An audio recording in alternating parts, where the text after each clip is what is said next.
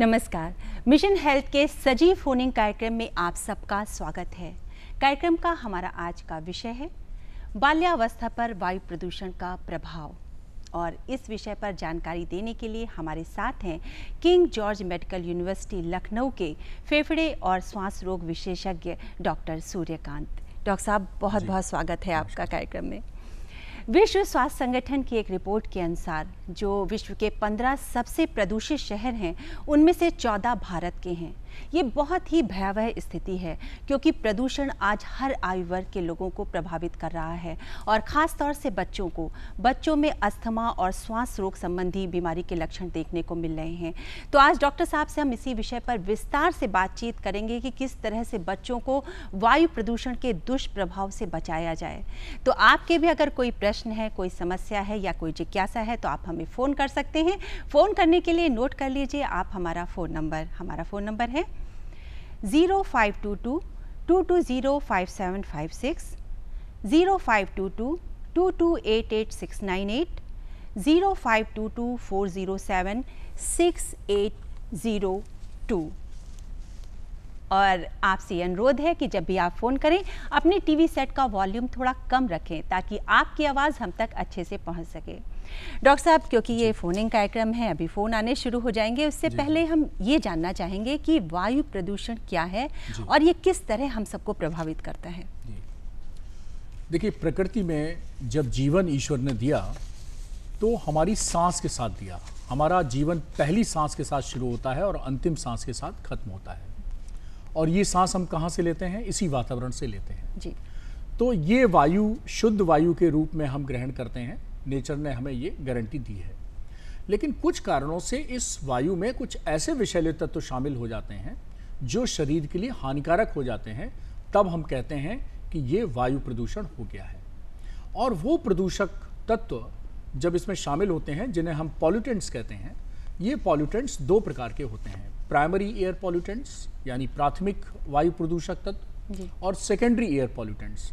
Primary air pollutants वो हैं जो नेचुरल क्रियाओं से उत्पन्न होते हैं। जैसे हम सांस छोड़ते हैं तो कार्बन डाइऑक्साइड वातावरण में जाती है, लेकिन यही कार्बन डाइऑक्साइड हमारे पेड़ पौधों के भोजन बनाने के काम, फोटोसिंथेसिस के काम आती है। तो प्रकृति में एक बैलेंस बना रहता है कि पेड़ पौधे ऑक्सीजन निकालते हैं, उनको हम ग्रहण करते हैं, और हम जो कार्बन डाइऑक्साइड निकालते हैं वो पेड़ पौधे ग्रहण करते हैं। लेकिन जब कार्बन डाइऑक्साइड की मात्रा बढ़ेगी तो प्राइमरी पॉल्यूटेंट्स बढ़ेंगे। सेकेंडरी पॉल्यूटेंट्स वो हैं कि जो केमिकल रिएक्शन के कारण सेकेंडरी फॉर्म में प्रोड्यूस होते हैं।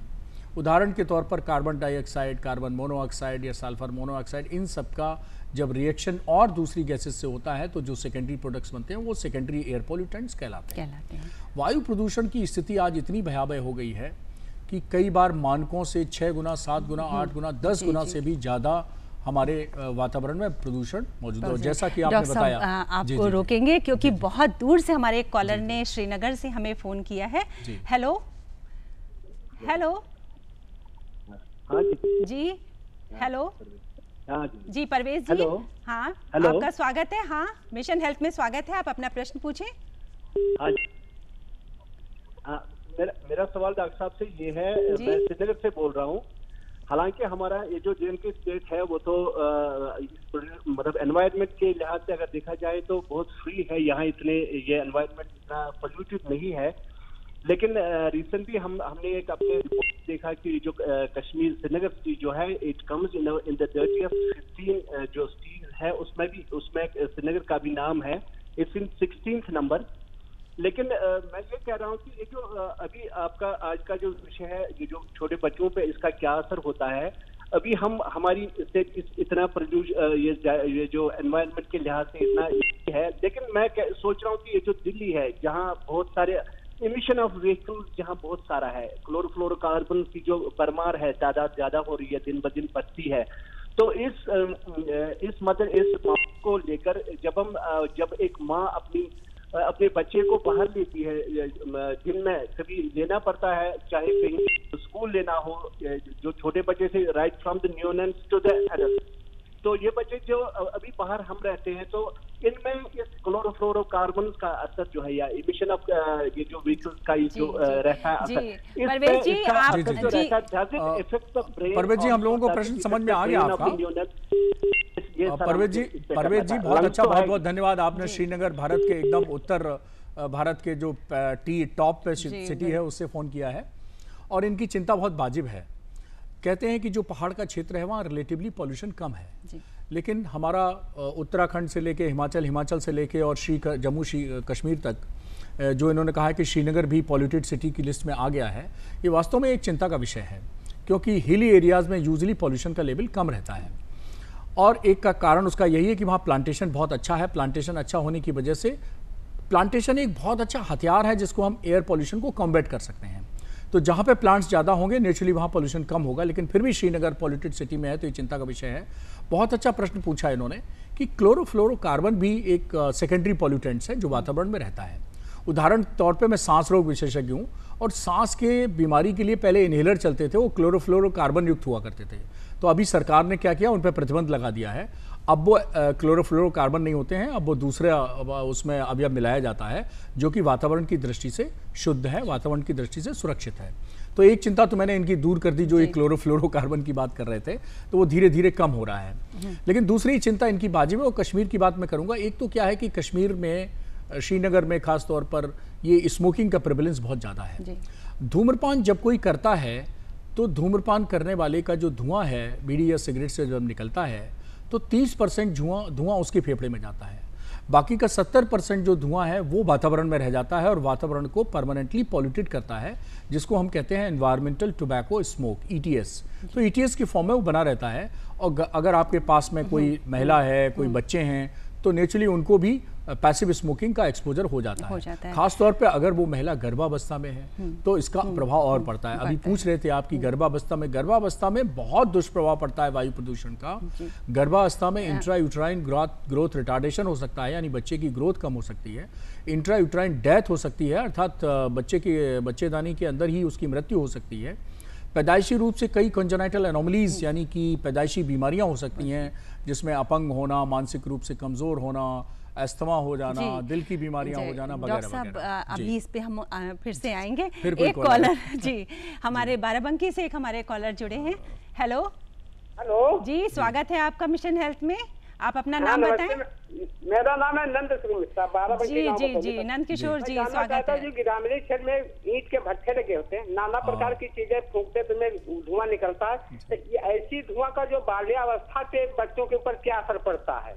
बहुत अच्छा। देखिए, आज मुझे लगता है कि दूरदर्शन के मतलब श्रोता दूरदर्शन देख देख के और मिशन हेल्थ देख देख के काफी जागरूक हो गए हैं और जो प्रश्न का जो स्तर है वो बहुत बढ़ा हुआ है।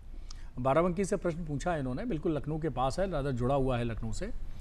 और मैं आपको बताता हूँ, अक्सर मैं जब अपना पब्लिक लेक्चर या एकेडमिक लेक्चर लेता हूँ तो मैं जब प्रदूषण की बात करता हूँ तो मेरा एक डायलॉग होता है, फ्रॉम भट्टी टू भट्टा।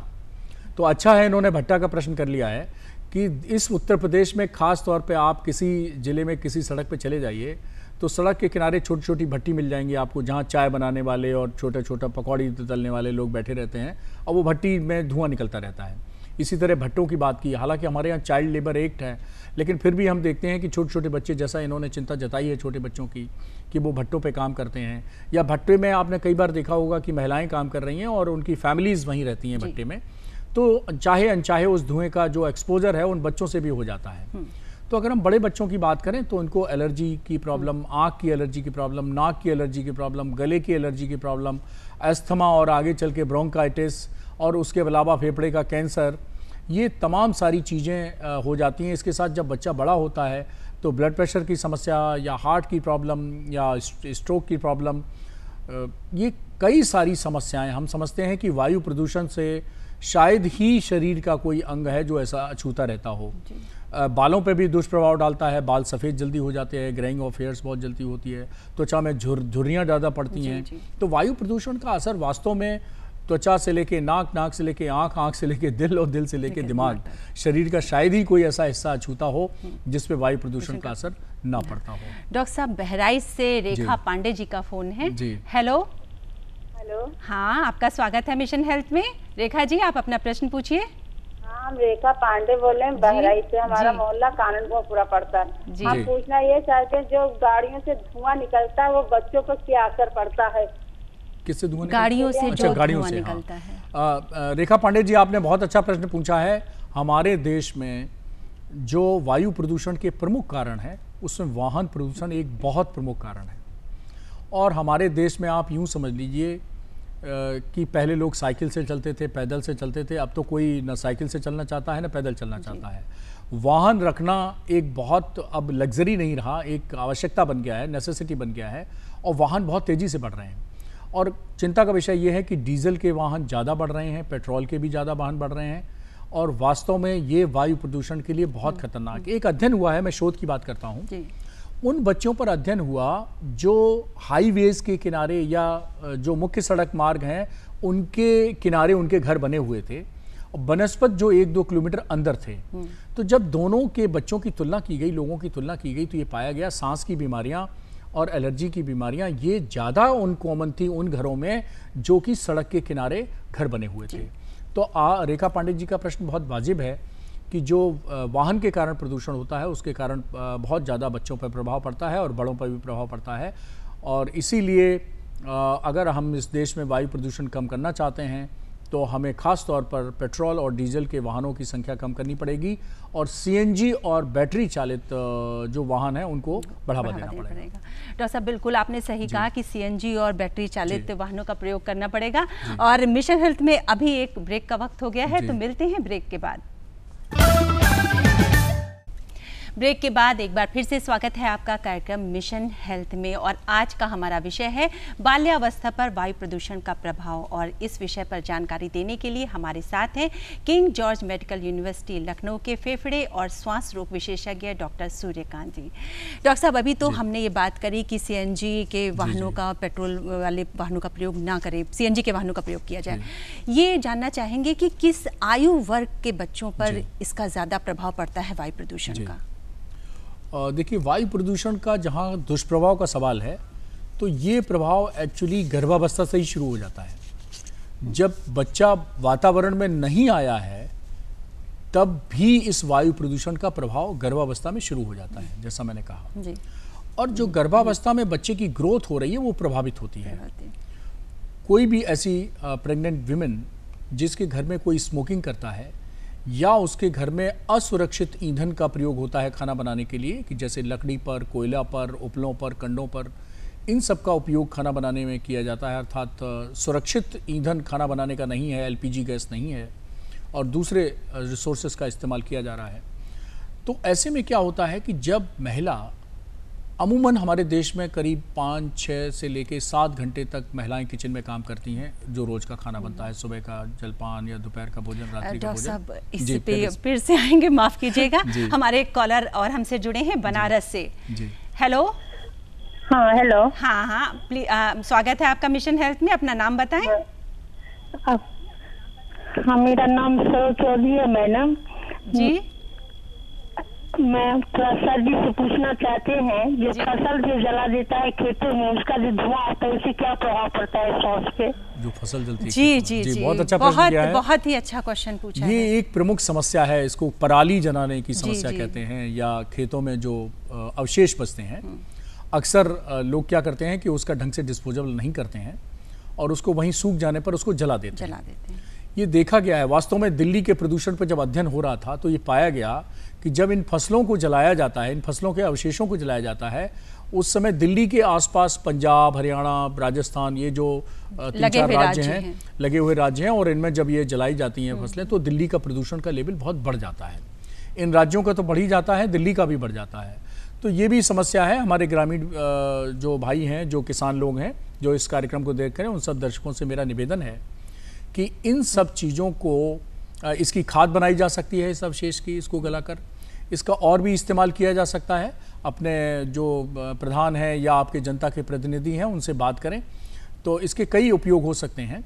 यहाँ तक कि पेपर भी इससे बनाया जा सकता है, और भी चीज़ें बनाई जा सकती हैं। तो इसको कृपया जलाएं नहीं, और इसके जलाने से खास तौर पर आपके गांव में, आपके आसपास जो सांस के रोगी हैं उनको बहुत नुकसान होता है, और जो छोटे बच्चे हैं उनके श्वसन तंत्र पर, उनके फेफड़े पर और उनकी आँखों में, उनके गले में इन सब में बहुत दुष्प्रभाव पड़ता है इसका। जी, तो ये दूसरे भी चीज़ें उसको जलाया न जाए, उसका दूसरा उपयोग भी किया जा सकता है। बनारस से ये हमारी कॉलर थी, आपका बहुत बहुत शुक्रिया फ़ोन करने के लिए।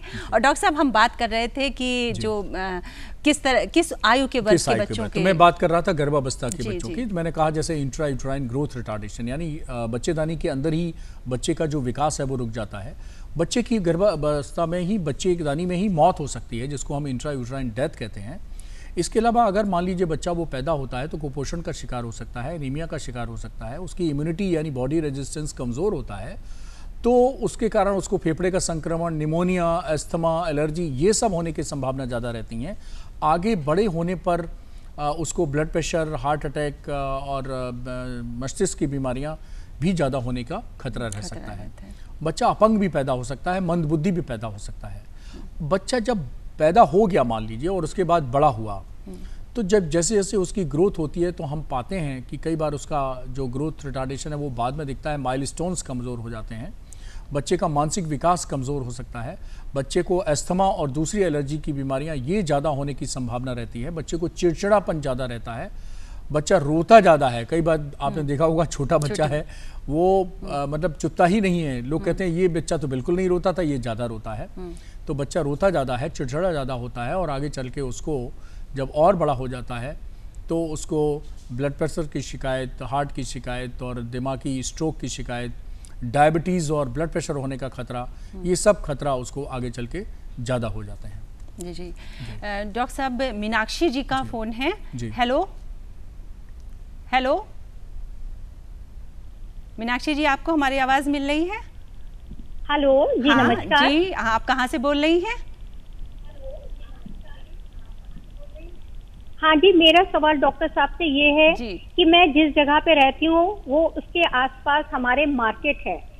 मार्केट में लोग पॉलीथीन का बहुत इस्तेमाल करते हैं, पॉलीथीन के ग्लासेस में चाय पीते हैं, प्लास्टिक के कप्स वगैरह में, और उसके बाद सफाई कर्मचारी जब सुबह आते हैं तो सुबह सुबह सब कूड़ा जला दिया जाता है।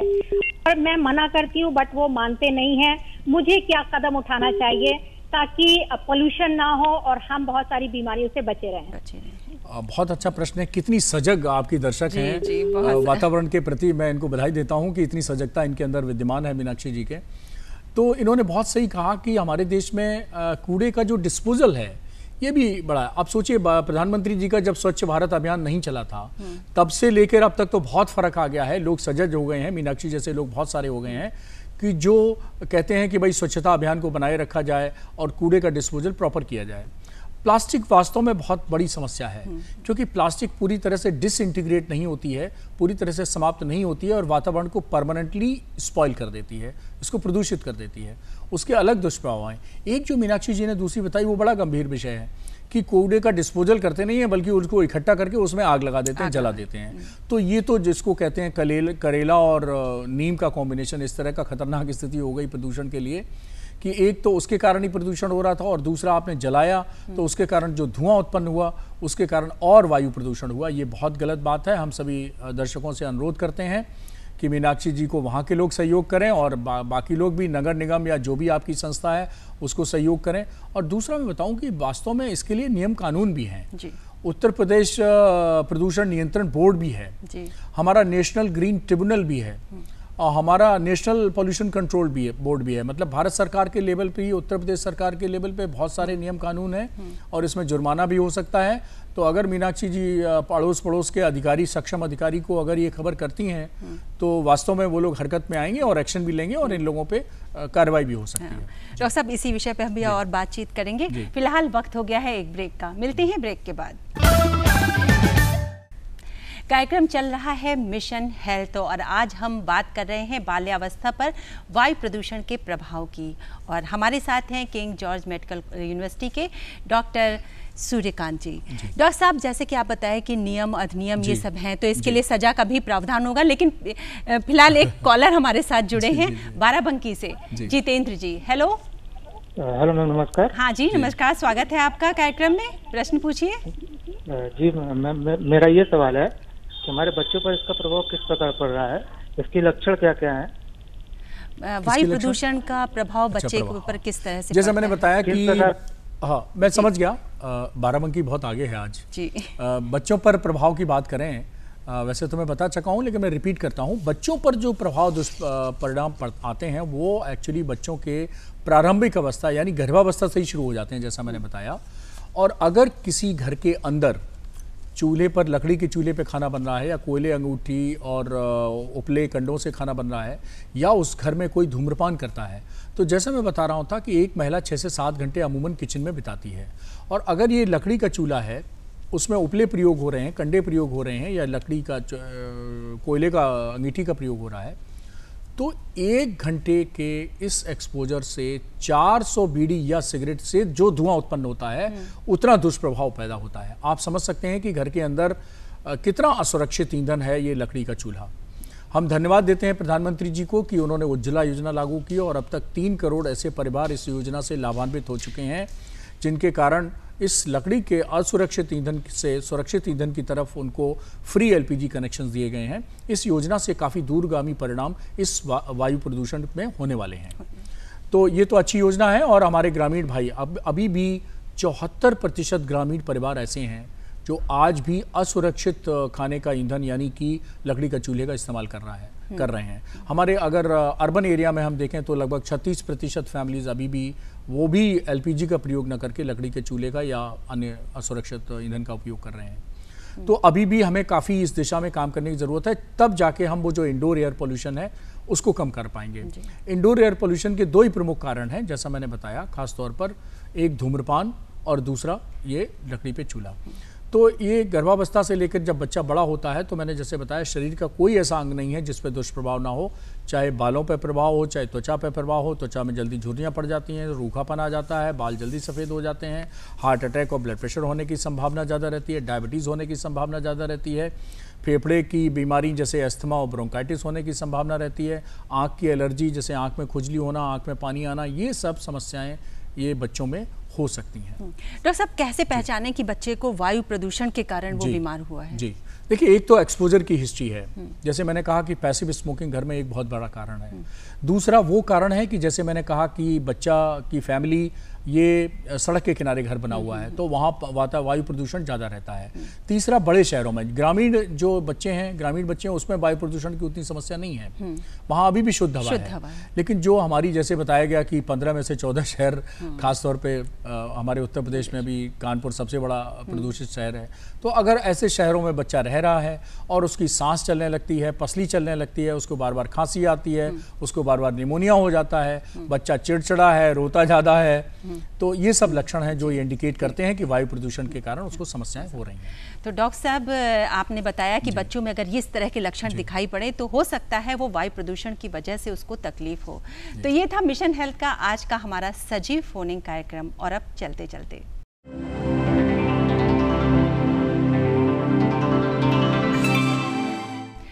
चलते में दर्शकों, हम आपसे एक प्रश्न पूछते हैं और उस प्रश्न का सही उत्तर भेजने वाले दर्शकों में से किसी एक दर्शक के पत्र का चयन हम लकी ड्रॉ के द्वारा करेंगे और फिर आमंत्रित करेंगे उन्हें अपने स्टूडियो में। तो हो जाइए हमारे स्टूडियो में आने के लिए तैयार और नोट कर लीजिए आज का हमारा प्रश्न है, बच्चों को वायु प्रदूषण से बचाने के 2 प्रमुख उपाय कौन से हैं? प्रश्न एक बार पुनः, बच्चों को वायु प्रदूषण से बचाने के 2 प्रमुख उपाय कौन से हैं?